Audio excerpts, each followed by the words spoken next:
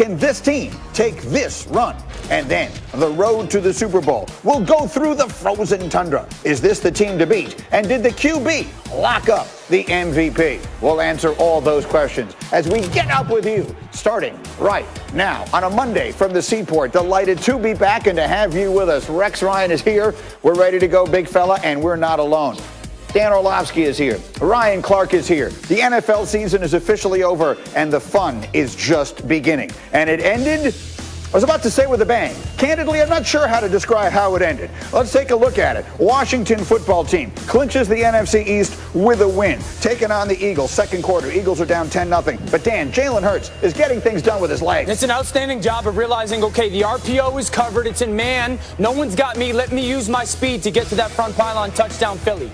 Under 5 minutes to go, it's still 10-7, third down, and it's Hurts. Again, look at this one, thrilling one for Arcega-Whiteside. You love to see him climb that pocket and then find that receiver, give him a big physical ball to go catch.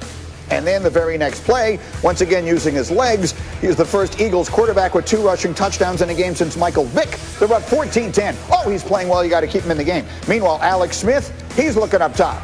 It's a great job of Alex Smith realizing that trailing backside linebacker. He's got his back turned to me. Give Logan Thomas a high ball for the touchdown. Now we're 5 minutes left in the third. It's 1st and 10. It's Alex Smith, and this ball is going to get ripped away from J.D. McKissick, and the Eagles are in business. It's a great play by Michael Epps to get that pick, and then you see Jalen Hurts hanging, trying to find somebody. That ball is going to get thrown away, and all of a sudden it's decision-making time for the Philadelphia Eagles. The decision they make is to go for it on 4th down. Rex, do you like that decision? No, of course not. I hate that decision.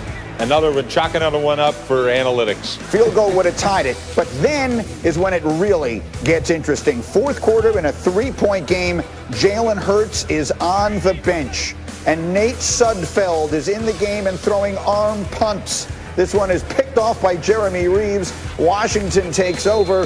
Smith would get intercepted, and then we have more of this nonsense from the Eagles on a 2nd down. Now they can't even handle the snap.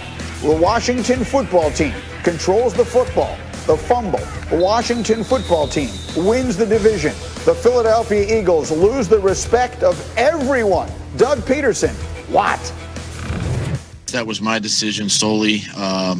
Nate has obviously been here for 4 years, and I felt that he deserved an opportunity to get some snaps. And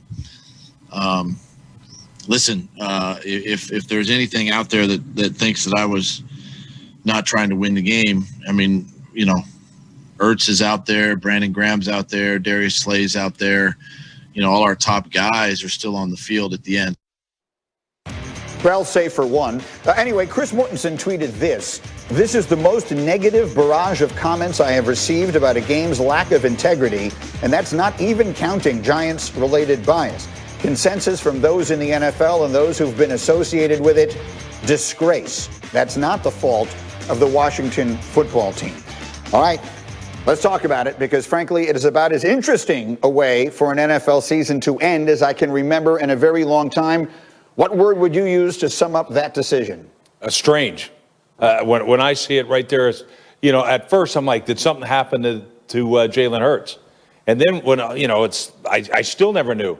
But you don't look, Peterson's a good football coach, but that's a horrible moment for him. And quite honestly, I questioned going into the game the commitment of the Philadelphia Eagles, of being a true pro, lining up and play. And when I saw that injury report and the guys who weren't playing, I was shocked on how many guys, you know, yeah, he mentioned some guys that were playing, but there was a whole list of guys that weren't. And then making this move, absolutely awful. Ryan Clark, what do you think?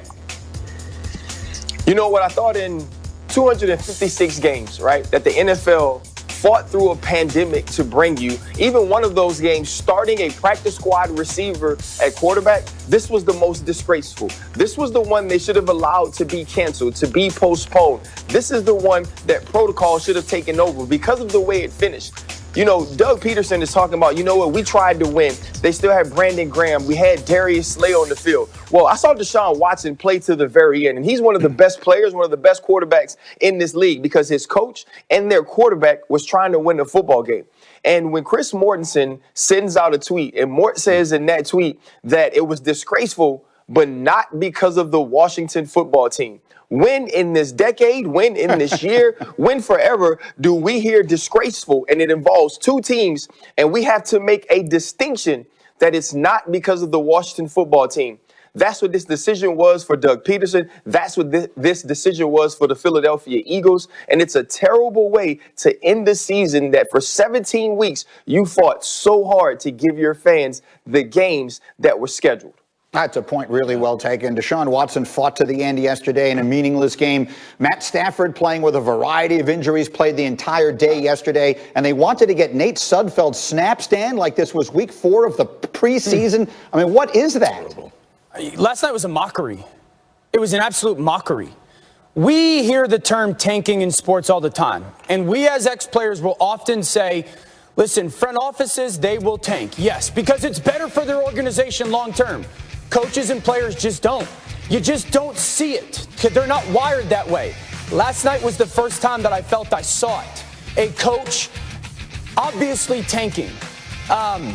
You can't get up there at the end of the game and say, well, it was obvious or I was trying to coach to win, and then in the very next sentence say, I felt like Nate Sudfeld deserved reps. Those two things cannot be synonymous with each other. Those two things cannot both happen at the same time. This is a football team that had 9 wins last year in the playoffs, but it's 9 wins. They got 4 this year. It's the same football team that their coach chose to take a tie at the beginning of the year or accept the tie rather than try to go get that win, right? And we can make fun of the NFC East all we want. But at least they tried. Those 4 teams tried to win games this year. They weren't good, but they tried every single game until the last one to win. The NFL is about respect. It's about respect in every single aspect on the field. Philadelphia City, as a city, is prideful. They don't want things the easy way. They want it the hard road. They're always the group that believes no matter what people say, they got a shot. They don't want things given to them. Last night, it felt different. It felt like that was wrong in so many different ways. Well, the busiest person at ESPN today is going to be the one that you see in the lower corner of your screen there. Adam Schefter has gotten up with us as well. Good morning, Shefty. And you began the day from a Philadelphia perspective with the reporting about the relationship between Carson Wentz, who was a healthy scratch, and Doug Peterson. Take us there for those who didn't get to see that. Chris Mortensen said that the relationship between those men was fractured beyond repair. And I think what you're seeing is people jockeying for offseason position. And Carson Wentz clearly not happy with the events that have unfolded there in Philadelphia, in particular this season. He's been benched. He's seen Jalen Hurts take over his starting job. And now we head to an offseason in which there's a real chance that Carson Wentz is going to want out and want to move on from Philadelphia and try to go elsewhere. Now, we'll see what happens with that. Clearly at the heart of this is his relationship with Doug Peterson and what exists right there. So we'll see how that shakes out going forward, Green. They got my dogs barking in the background. Very sorry about that. I can go shut my door. We like it. They're upset with it, too. It adds. They're disgusted by the decision to put Nate Sudfeld in the fourth quarter of that game. Go ahead, RC, because I could see you were done. That's the sound from Philadelphia. The people in Philadelphia still screaming about it. That's exactly right. Orange the Dog Pound. They're celebrating in Cleveland. We're going to get to them shortly. But RC, go ahead. No, I just think what Adam is telling you about the relationship between Carson Wentz and Doug Peterson, you know.